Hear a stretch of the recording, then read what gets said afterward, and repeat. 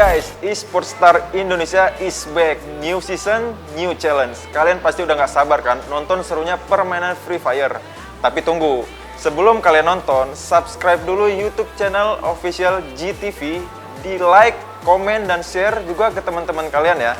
Tentu terus tonton Star eSports Star Indonesia season ketiga hanya di GTV. Kembali lagi masih di eSports Star Indonesia season 3 Battle in Style. Haji Spen di sini bersama Bung Skyla masih akan menemani teman-teman di rumah, para pemirsa dan juga survivors. Bung Skyla, ini kita bakal lanjut nih ke map rotation kita yang selanjutnya ya. Iya, dan tentunya dia bakal menjadi sangat menarik karena kita sudah menyaksikan bahwa di map seperti Purgatory yang notabene merupakan salah satu map yang long rotation dan juga memiliki game time yang cukup panjang, kali ini justru bakal lebih cepat lagi. Bahkan di map yang panjang aja mereka bisa bermain barbar, apalagi yang cepat nih Pak.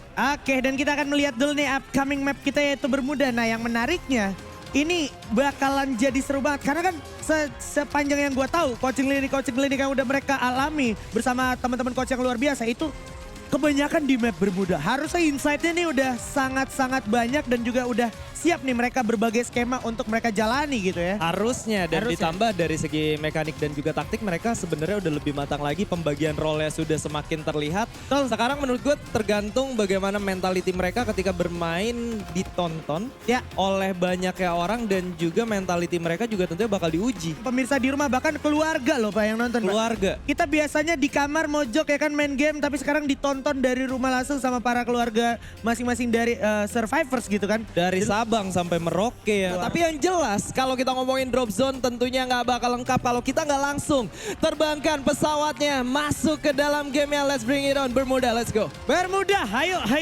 kita bersama-sama simak dan saksikan pesawat lagi-lagi datang dari arah ujung Rim 6 Village menuju ke area Riverside, dan juga Shipyard ini bakal jadi mantap banget untuk player-player yang emang punya drop zone di map atas Pak ya. Ya, dan tentunya ini juga menjadi sedikit kesulitan untuk beberapa tim yang sering bermain di daerah Blue Zone untuk mendapatkan resource tambahan dan juga senjata yang tidak ada di tempat seperti biasanya. Tapi kali ini justru daerah Blue Zone sendiri nggak ada yang mengarah ke sana sama sekali. Cuman ada terjadi penumpukan di daerah Clock Tower, 2 tim, dan sisanya masih cukup aman-aman aja nih. Sementara itu tembakan sudah terdengar Haji Sven. Waduh, ini ternyata di area Clock Tower langsung sama-sama buka corona, bakal coba tembak, satu orang udah jatuh. Anggara akan mencari temannya, apa kesempatan untuk menolong kawannya karena bakal coba sediain begitu saja. Meso yang ternyata berhasil mendapatkan pick off pertama tentunya dari first blood itu. Mulai coba dibantu juga dari arah atas. Jopai bagus banget dari lantai 2, berhasil dapat 2 walaupun lawannya adalah satu player lagi yang memakan satu korban, yaitu Jaraye. Berhasil mendapatkan 1,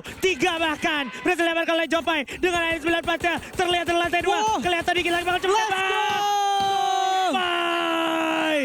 Mantap sekali Jopai. Jopai berhasil melakukan satu clutch play, melakukan covering fire dari luar, dari dalam, itu dengan sangat baik gitu Pak. Sepertinya masih ada teman-teman dari area bawah perbatasan Pik dan juga Bima Sakti. Sudah terlihat ada Apam bahkan mencari kesempatan untuk nge-pick off musuhnya walaupun dia udah sadar temennya habis aja dihajar. More udah jatuh, agak susah untuk ditolong juga tapi berhasil di-revive tentunya. Masih dari kejauhan Jarzi. Di sini masih dengan Skarel ya, mencoba memberikan perlawanan yang sengit tentunya, bakal memberikan hujan peluru agresi karena depan udah dilakukan juga. Akhirnya satu orang udah menjadi korban selanjutnya, tapi perlu diingat. Nah, tentunya informasi yang dimiliki udah sangat jelas, dan artinya kalau peperangan ini terjadi nggak menutup kemungkinan mereka bakal masuk menjadi third party Haji Sven. Yoi, bakal coba langsung dimajuin begitu aja ke arah garasi, tapi ternyata Jarzi lebih milih untuk dia tiarap di balik batu. Ada Jarzi di balik batu sampai akhirnya dia harus meratapi teman-temannya yang SSX-nya memberikan agresi dari rumah L. Patahan krusial dari arah Bima Sakti tentunya, mau coba lebar granat dari bawah ke atas, itu gimana ceritanya?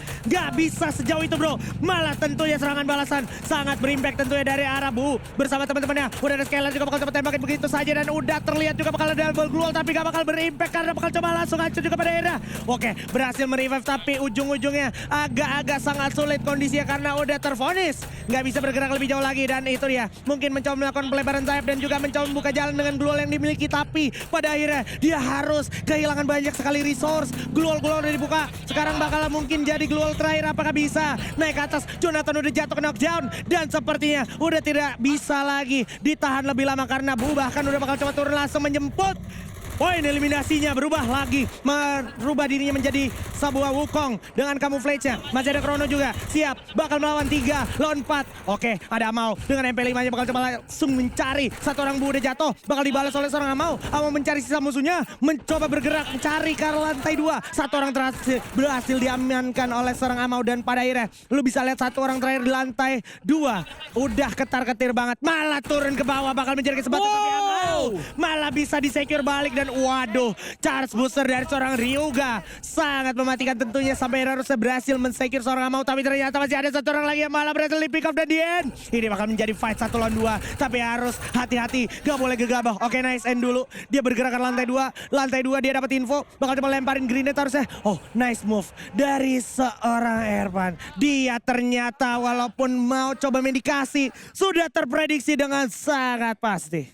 Penumpukan sedang terjadi di daerah factory dan sekitarnya. Masing-masing tim udah memiliki kompon juga. Jadi ketika zona selanjutnya bakal menutup, disitulah peperangan yang menurut gue bakal menjadi pecah, Pak. Dan kali ini dari seorang Ichan sendiri sudah melihat adanya satu orang tim 5 yang tersisa sendirian dengan side-nya bakal coba untuk digerus dan dihajar oleh 2 orang sekaligus. And that's it, that's the end. Dua-duanya bakal dirugikan. Dari segi resource mereka sama-sama nggak banyak dan satu orang sudah terkena knockdown, Najisman. Yes, Koir pun mulai melancarkan aksinya di mana dia berhasil dapetin satu orang pick off. Tapi perlu diingat juga masih ada player-player yang lain yang masih bisa mereka maksimalkan. Ternyata Mowgli si lain juga menjadi korban begitu saja. Dia harus segera regenerasi health coin-nya dulu. Loncat jumpshot masuk ke dalam Agwos, malah menjemput nyawanya untuk musuhnya. Dan akhirnya Koir juga menjadi korban berikutnya. Sisa satu orang Sphinx.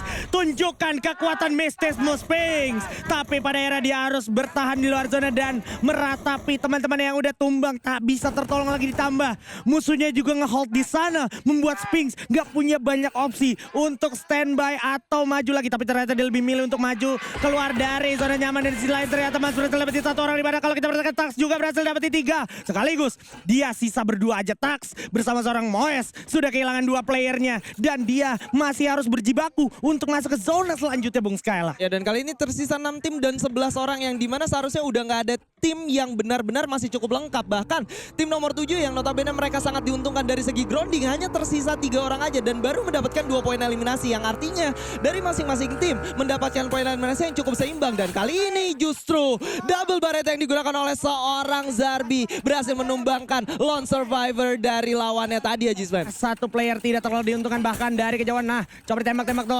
seorang Zarbi. Udah kebakar juga di sana, masih bisa ngumpet di balik luar tapi bakal kelihatan oleh sebuah bareta. Dan pada akhirnya di sini masih ada dis juga, roll scoop terus. Keker terus dengan Fama X-nya. Walaupun Gluol tinggal 2 nggak masalah dan udah mulai dipencet tuh. Satu rush. Ada clue-nya. Rush juga udah dilakukan, lempar dulu ke sebelah kanan, umpan balik bakal coba langsung diledakkan tapi ternyata nggak bisa. Oh my god, mereka masih bertiga.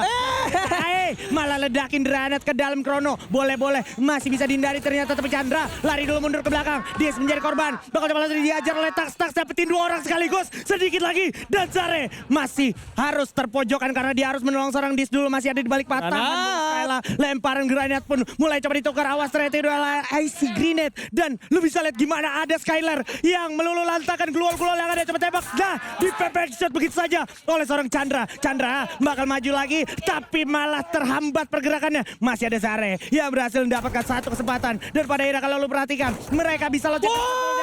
Sisa Zarbe aja. Zarbe udah gak punya keluar lagi. Satu lagi. Zarbe versus everybody. Sniper play, positioning, dan konsistensi yang sangat-sangat memukau tentunya. Itu tadi andai kata Zarbe nggak coba nolong temennya dulu yang di patahan belakang. Dia nggak coba revive temannya, mungkin keadaannya akan berbeda. Karena Bakal berbeda. emang insting supportnya ini bisa gue bilang kuat banget dan bagus banget. Gimana dia tetap mengutamakan temannya. Selagi bisa dia tolong teman, dia bakal tolong temannya dulu gitu ya.